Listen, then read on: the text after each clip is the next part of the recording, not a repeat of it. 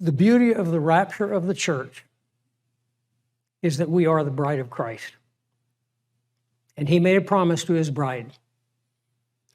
And so much of his language in the upper room is bridal language. And he said, I am going to prepare a place for you. And if I go and prepare a place for you, this is what a bride would say or a bridegroom would say to his bride, I'm going to prepare a place for you. In the ancient custom, when a young man and a young woman came together with their fathers and they agreed that a wedding was going to take place, and they would take a cup of wine and a piece of bread, and the young man would break the bread, and that pictured sharing life together. And the reason that they always broke bread instead of cut it was because life has rough edges.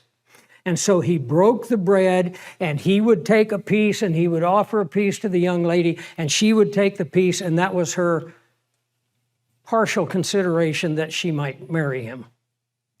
But the final agreement was when he would pour 2 cups of wine, and he would hand her the cup of wine. If she drank the cup of wine, that was a yes. If she poured it out on the ground, he needs to start looking for a new bride. That was the custom. And if she drank of the cup, can you now see the reason in the upper room? Jesus said, this is my body. I'm giving my body for you. This cup is my blood in the new covenant. It was a proposal. And why should we celebrate the Lord's table as we're going to do tomorrow? The reason we should do that is because we're being reminded that we are in a wedding covenant. And our great bridegroom promised us that he would go and prepare a place for us. He's been working on it 2,000 years. It's going to be something. And he said, when the Father gives me the okay, I am coming. And the way that they used to do it, he would always come at the hour that he was not expected.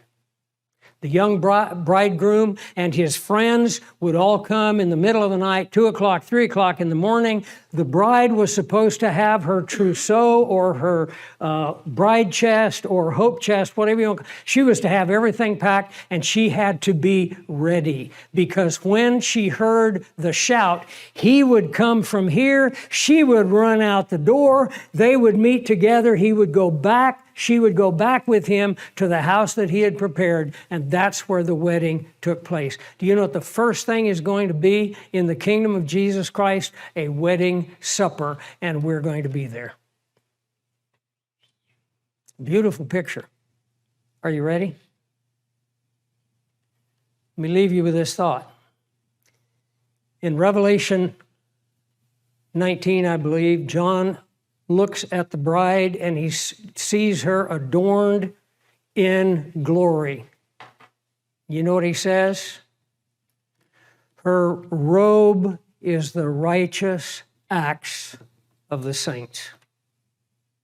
There's a reason why Paul says in Titus 2:10 that we should adorn the doctrine of God. You know what the word adorn is? Cosmeo. We should be putting on cosmetics. We should be beautifying not just ourselves, but others around us. We should be adding to the beauty of the gown that the bride will wear when our heavenly bridegroom comes. I had a woman say to me once, you know, I have trouble adapting to the idea of being a son of God. And I said, think of me, I've got to be the bride of Christ. She said, I never really thought of that before. It's going to be amazing. It's going to make all of life worthwhile.